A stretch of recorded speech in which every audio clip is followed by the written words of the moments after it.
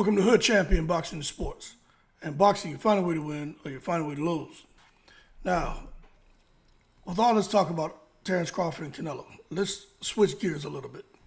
Now, I had someone tell me last night, I happened to get on a live, and we were just having a good conversation, dialoguing about boxing, and he dropped something on me that I thought was interesting. He said, as far as Canelo and Crawford, the fight probably won't happen. And what he explained to me is based on, because everybody has their sources, right? And I'm not going to say someone's right or wrong.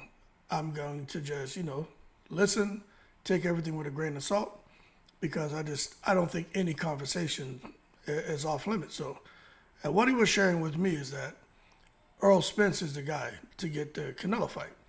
Now, we all know before the talk was Errol Spence moving from 147 to fight Canelo at 168 or maybe a catch weight.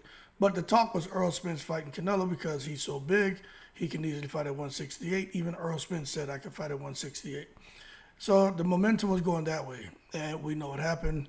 The guy who goes into the phone booth and turns into Southpaw Man, Terence Crawford, he fought Errol Spence and, derailed those plans.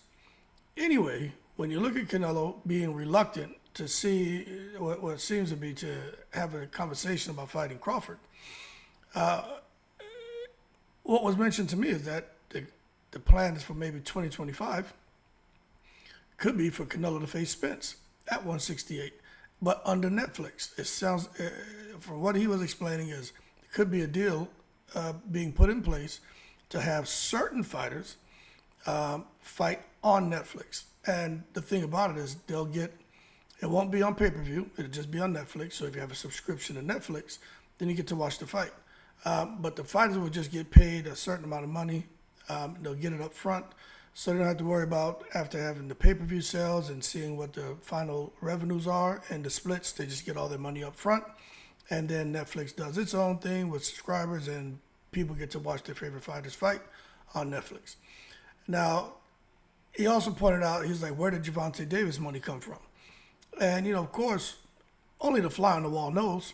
But what they were suggesting is that it could be that Gervonta Davis deal that he signed is one of the first that they're saying that Netflix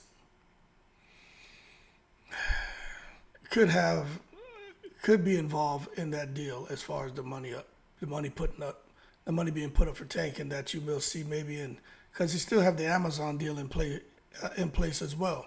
But I guess the last few fights of Tank maybe on Netflix, and Amazon. I don't know. I wasn't really clear on that. But it makes me believe that, if there are these kind of conversations taking place with Al Heyman and with Canelo and with Spence, and these are things happening behind the scenes, I would not be surprised if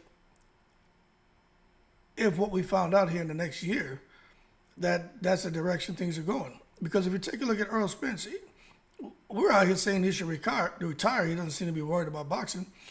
But he doesn't seem to be sweating any bullets. You look at the fighters over there on PBC, guys who are inactive, they're not sweating any bullets. So it makes you wonder what the hell is going on, because we're all out here kind of up in arms and concerned about the fighters, but none of the fighters seem to be concerned about their careers.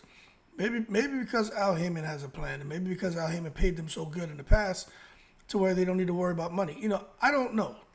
But I just want to put that on your radar. So let's sit back and see how this plays out. Now, for any of you guys, for the concentric few who are like, screw you, the champion Netflix deal, that sucks, it's all bullshit. You're just listening to the wrong people. Look, we have conversations on this channel, Mick Nicholas. So stop being a seagull squawking about flying in, dropping shit off, and flying back out. And open up your fucking mind and just listen. Okay? Nobody knows. But when you hear stuff like this, it's worth having a conversation. The Netflix deal, and still being able to work with Amazon, but only a hand select few fighters will get to fight on Netflix and get their money up front. Sounds interesting? Let's just wait and see what develops. But Errol Spence and Canelo, that was the plan before Crawford came in and clipped Canelo. Jamal Charlo and Canelo. That was the plan before Jamal clipped his own self. So Jamal Charlo and Errol Spence messed up. So now they're looking, I don't know about Jamal, but I know that the word is Errol Spence and Canelo, the plan is still to try to make that fight. But anyway, let's just wait and see how it plays out. Whether it's 6 months from now, a year from now, a year and a half from now. Let's just wait and see. Keep cool, I'm in the breeze.